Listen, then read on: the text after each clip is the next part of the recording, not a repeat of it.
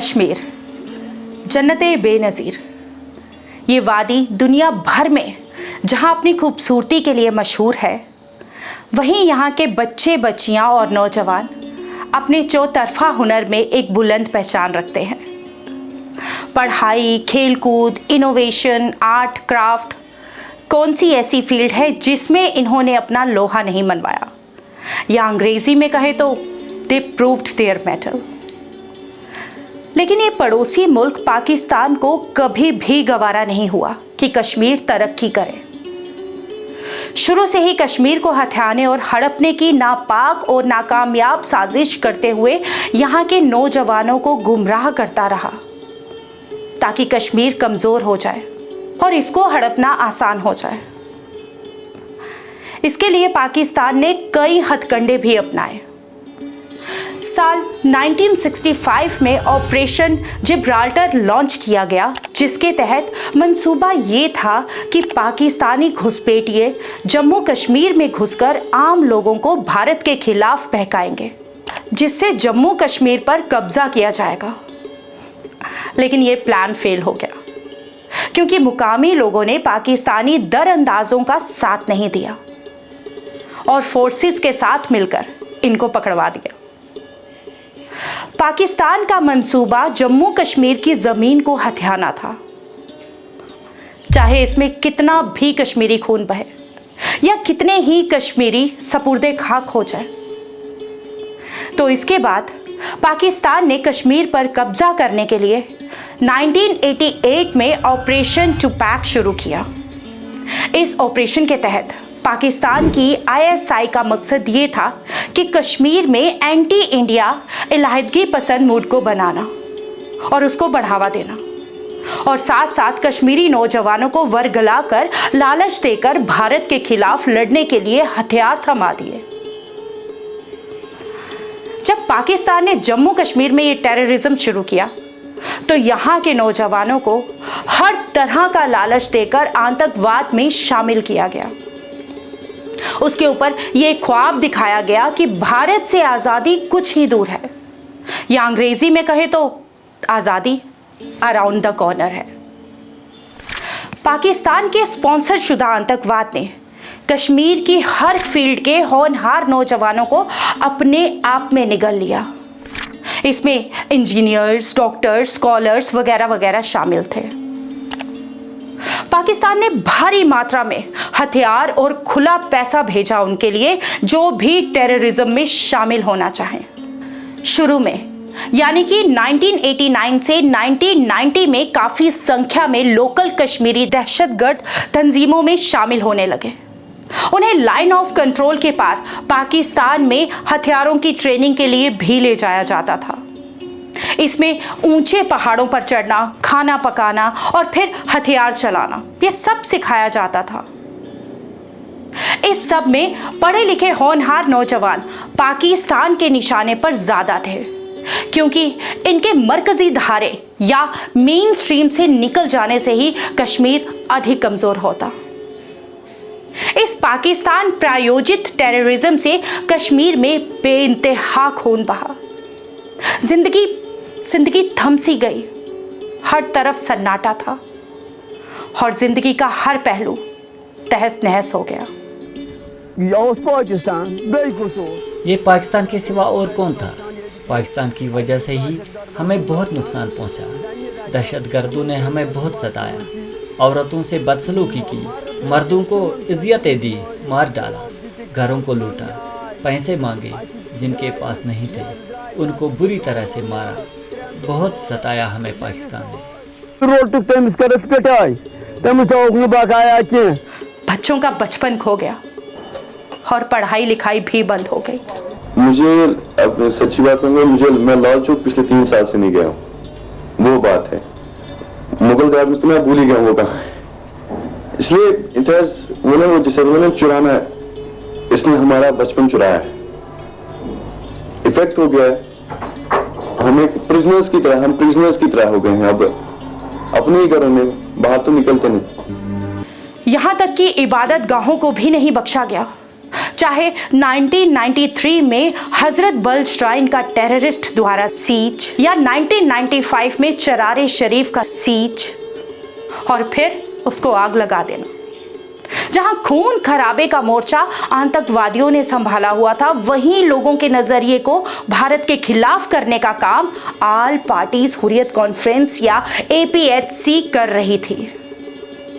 यहां पर यह जिक्र करना जरूरी है कि हुर्रियत कॉन्फ्रेंस के किसी भी लीडर के बच्चों ने कोई भी दहशतगर्द तंजीम ज्वाइन नहीं की और ना ही बंदूक उठाई, बल्कि उन्होंने कई होनहार कश्मीरी जवानों को बंदूक उठाने के लिए प्रेरित किया, जबकि उनके अपने बच्चे आला तालीम लेने की तरफ लगे थे।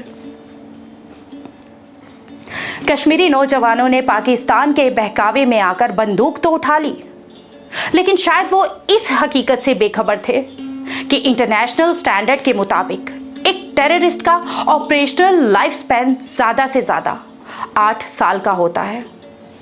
लेकिन जम्मू कश्मीर में इन पाकिस्तान स्पॉन्सर्ड दहशतगर्दों का मुकाबला भारतीय सुरक्षा बलों से होना था, तो गिने चुने टेररिस्ट ही 8 साल का लाइफ स्पैन कर पाए। अब जरा नजर डालते हैं कुछ ऐसे कश्मीरी नौजवानों पर जो दहशतगर्दी की राह पर चले और छोटी उम्र में ही अपनी जान गंवा बैठे। अशफाक मजीद वानी एक ग्रेजुएट था जो श्रीनगर के सराय बाला का रहने वाला था। वो उस वक्त की टेररिस्ट तंजीम जम्मू कश्मीर लिबरेशन फ्रंट यानी कि JKLF का कमांडर इन चीफ था। कहा जाता है कि वो मुफ्ती मोहम्मद सैयद की बेटी रूबिया सैयद के किडनैपिंग में भी इन्वॉल्व था। अशफाक 1988 से 1990 तक ऑपरेशनल रहा और फिर 30 मार्च 1990 में श्रीनगर के अव्वल इलाके में मारा गया। उस वक्त उसकी उम्र महज 24 साल की थी। आगे बात करते हैं नदीम खतीब, जो श्रीनगर के रावलपुरा में रहता था। ज़रा इसकी पढ़ाई पर नज़र डालिए। Graduation in geology, geography and economics. इसके बाद वो कमर्शियल पायलट बना, जिसकी ट्रेनिंग उसने स्कूल ऑफ जॉर्जिया से की। उसने 90 के दशक के शुरुआती सालों में पाकिस्तान में हथियारों की ट्रेनिंग लेकर 1996 में दहशतगर्द तंजीम अल बदर ज्वाइन की। वो 1996 से 1999 तक ऑपरेशनल रहा। 21 फरवरी 1999 में वो उधमपुर के गूल इलाके में एक मुठभेड़ में मारा गया। उस समय नदीम की उम्र सिर्फ 32 साल थी। बड़गाम का रहने वाला कश्मीर यूनिवर्सिटी से MSc केमिस्ट्री मकबूल इलाही, ये दहशतगर्द तंजीम हिजबुल मुजाहिदीन का डिविजनल कमांडर रहा। मकबूल 1990 से 1993 तक एक्टिव था, जब 9 अप्रैल 1993 में पोहरू बड़गाम में वो एक एनकाउंटर में मारा गया। ऐसे ही पाकिस्तान के बहकावे में आए और हजारों कश्मीरी नौजवानों ने अपनी कीमती जानें गंवाई। अब जरा नजर डालते हैं समय के साथ इन दहशतगर्दों के घटते हुए ऑपरेशनल लाइफ स्पैन पर। साल 1990 से 1995 के बीच जब जम्मू कश्मीर में टेररिज्म शुरू हुआ था, तब टेररिस्ट का ऑपरेशनल लाइफ स्पैन 3 से 8 साल था।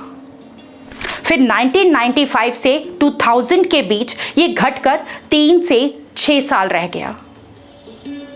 वर्ष 2000 से 2005 में ये 2 से 5 साल था। 2005 से 2010 के वक्त टेररिस्ट का ऑपरेशनल लाइफ स्पैन 2 से 3 साल था। 2010 से 2015 के बीच 3 से 5 साल था, जो हल्का सा बड़ा था। और फिर 2015 से जुलाई 2019 के बीच टेररिस्ट का ऑपरेशनल लाइफ स्पैन 1 से 3 साल रह गया। 2010 और 2024 के आखिर तक लगभग 6 टेररिस्ट थे जिनका एक्टिव लाइफ स्पैन 7 साल का था। और 5 अगस्त 2019 पाकिस्तान के स्पॉन्सर शुदा दहशतगर्दी को जम्मू कश्मीर में एक झटके से बहुत बड़ी मार लगी। भारत सरकार ने आर्टिकल 370 और 35A को हटा दिया और जम्मू कश्मीर राज्य को 2 यूनियन टेरिटरीज में बांट दिया गया, जम्मू कश्मीर और लद्दाख। तब से जम्मू कश्मीर पूरी तरह से मरकजी सरकार के कंट्रोल में है। होम मिनिस्ट्री ने यहां निगरानी तेज तरीन कर दी है। टेररिस्ट के खिलाफ ऑपरेशंस में बेइंतहा तेजी आ गई है। जम्मू कश्मीर पुलिस या जेकेपी के एंटी टेररिस्ट ऑपरेशन में एक तरह की लीड ले ली है। हम तो दिखाई देते ही सीधा 2 आंखों के बीच में गोली मारते हैं, मगर 2 आंखों। हमारी सरकार ना आतंकवाद को सह सकती है, ना आतंकवादियों को सह सकती है। जेकेपी के इंटेलिजेंस नेटवर्क को टॉप गियर में डाल दिया गया है, जिसमें ह्यूमन और टेक्नोलॉजी बेस्ड इंटेलिजेंस पर अधिक फोकस किया गया। टेररिज्म के खिलाफ जंग में जेकेपी ने वर्ष 2020 में एक अहम कदम उठाया था, और ये था मारे गए दहशतगर्दों के फ्यूनरल प्रोसेशन पर रोक लगाना। ऐसे प्रोसेशंस में टेररिज्म को ग्लोरीफाई किया जाता था और उनका गुणगान किया जाता था। इसके अलावा हुर्रियत कॉन्फ्रेंस पर शिकंजा कसा गया, टेररिस्ट के माली इमदाद के रास्ते बंद कर दिए गए। ऐसे हर चीज पर सख्ती से रोक लगा दी गई, जिससे टेररिस्ट अय्याशी की जिंदगी जीते दिखते थे। आम लोगों ने भी दहशतगर्दों को सपोर्ट देना बंद कर दी, क्योंकि उन्हें कश्मीर में शांति, तरक्की और अमनो अमान का माहौल मुद्दतों के बाद मिला था। टेररिज्म को मदद देने वाले ओवरग्राउंड वर्कर्स की धरपकड़ तेज कर दी गई। दहशतगर्दी को जिस भी रास्ते से जिंदा रहने की खातिर ऑक्सीजन मिलती थी, उसको बंद कर दिया गया, और इसका नतीजा ये निकला कि टेररिस्ट की ऑपरेशनल जिंदगी घटते घटते अब कुछ ही दिन की रह गई। 2019 से 2020 में टेररिस्ट का ऑपरेशनल लाइफ स्पैन 8 से 15 महीने रह गया।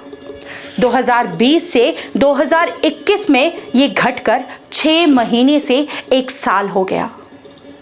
वर्ष 2021 से 2022 में 4 से 9 महीने, 2022 से 2023 में 3 से 6 महीने, 2023 से 2024 में टेररिस्ट की एक्टिव जिंदगी सिर्फ 1 से 3 महीने रह गई, और अब ये 15 दिन से 1 महीना है। खासीपोरा तराल के बशीर शेख ने दहशतगर्द तंजीम हिजबुल मुजाहिदीन 15 जनवरी 2020 को ज्वाइन की, और वो 25 जनवरी 2020 को हरी परिगम में एक एनकाउंटर में मारा गया, और इसकी उम्र सिर्फ 22 साल की थी, जबकि उसकी टेररिज्म में लाइफ सिर्फ और सिर्फ 10 दिन की थी। रेडवानी पेन कुलगाम का शाहिद अहमद खार ने हिजबुल मुजाहिदीन तंजीम 19 जनवरी 2020 में ज्वाइन की, और घट अरवानी में एक एनकाउंटर में 27 जनवरी 2020 को मारा गया। शाहिद केवल 19 बरस का था, जबकि उसकी टेररिज्म की उम्र महज 18 दिन की थी। ऐसे ही शाहिद राशिद शेख है, जिसने 23 दिसंबर 2022 को दहशतगर्द तंजीम TRF ज्वाइन की, और वो बडगाम में एक एनकाउंटर में 17 जनवरी 2023 में मारा गया। वर्ष 2024 में 9 लोकल कश्मीरी यूथ ने टेररिस्ट तंजीमें ज्वाइन की, और अभी तक इस वर्ष किसी भी लोकल ने कोई भी दहशतगर्द तंजीम ज्वाइन नहीं की है। लेकिन ये तो था गुजरा कल। आज के कश्मीरी युवा के लिए धरती पर स्वर्ग वापस आ गया है। आज कश्मीरी नौजवानों के सामने उजालों से भरा मुस्तकबिल है। वो नई उड़ान भर रहा है, नए सपने देख रहा है, और तरक्की की तरफ बढ़ रहा है। आज लगभग 1000 स्टार्टअप्स जम्मू कश्मीर में रजिस्टर्ड हैं। कश्मीरी यूथ आज शार्क टैंक इंडिया जैसे नेशनल प्लेटफॉर्म से फंडिंग लेकर आ रहा है, और ये फास्ट पीटल जैसे स्टार्टअप्स में लॉजिस्टिक्स के नए स्टैंडर्ड सेट कर रहा है। पहले सिर्फ 2 से 3 लाख कश्मीर के युवा स्पोर्ट्स में भाग लेते थे, लेकिन आज ये संख्या 17 लाख पार कर चुकी है। सादिया तारिक को आज पूरा देश कश्मीर की गोल्डन गर्ल के नाम से जानता है। सादिया ने मॉस्को में भारत के लिए स्वर्ण पदक जीता और आमिर वानी जैसे युवा अब प्रो कबड्डी लीग में शाइन कर रहे हैं। अक्सा मसरत जैसे क्रिएटर्स सोपोर से दुनिया भर तक अपनी आवाज़ पहुंचा रहे हैं। पीर तहलील मंजूर जैसे टेडेक्स स्पीकर्स नई दिशाएं दिखा रहे हैं। तो ये है नया कश्मीर, जहां स्वर्ग तेजी से लौट रहा है। वक्त बदल रहा है, नए सपनों, नए विश्वास और नए अज़म के साथ हर तरफ रोशन माहौल है जो खुशहाली का पैगाम ला रहा है। कश्मीर में अब बंदूक का डर नहीं, बल्कि तरक्की की ऊंची उड़ान भरने की उम्मीद है। यहाँ अब बारूद की बू नहीं आती, बल्कि कुछ बड़ा हासिल करने के अहद की खुशबू आती है। दिलों में खौफ की जगह अब ख्वाबों ने ले ली है। अब कश्मीर के लोग अपने सपने पूरे करने के लिए कदम ब कदम आगे बढ़ रहे हैं।